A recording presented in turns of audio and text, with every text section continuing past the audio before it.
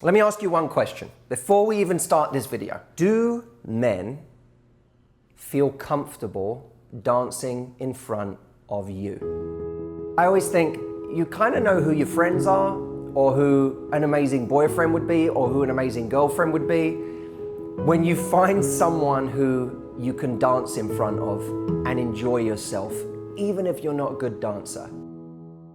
The question that men are asking themselves, that they don't necessarily even know they're asking themselves early on, is this the kind of woman that I can really be myself with?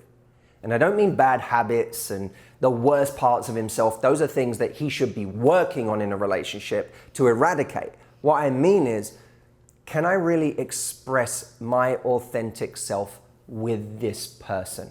Because when you feel that, and ladies, I know you can relate to this because you're asking yourself the same question, it's complete liberation in a relationship. It's like you've found a place in the world that's home. The problem is, the modern dating world beats this out of so many people because they're living on dating apps, they're living in texting relationships, they're so preoccupied with being cool, with not being awkward, and they end up living on the surface in their dating lives. They never get to the real anymore. We have to start getting beneath the surface with people that we're around. And there are a couple of practical ways to do that. You could be going on your first date tonight, and here are a couple of things you can do. Poke fun of yourself.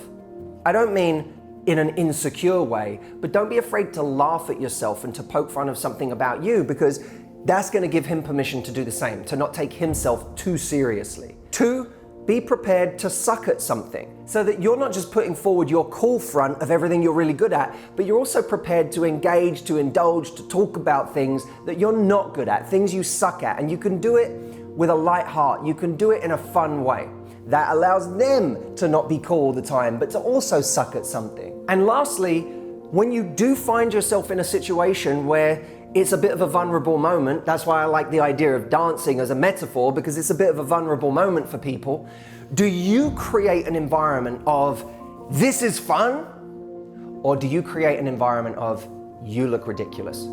Because if you can switch the culture of a moment from, you look ridiculous, to, isn't this fun?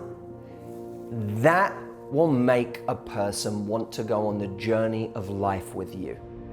Now, what I love about this idea is that this is stuff that makes someone fall in love with you that men are not really going to talk to you about. It's not like a guy is going to tell you these are all the keys to making him want to be with you forever. But the real reasons that people stay or leave are rarely the things that they communicate consciously when we ask them, or when they tell us their excuses for not calling back, for not going from date 2 to date 3, or date 15 to a relationship. If we want to know the real reasons why people disappear, why we never got that relationship we wanted, we have to go a little deeper, a little more nuanced. I put together a free guide for you that details the 5 biggest reasons why guys disappear and how you can prevent that from happening in the future. To get that, all you need to do is go to waayhesgone.com. This is the information that really tells us where our blind spots are, because we're too close to see it, and how we can stop that from happening in the future.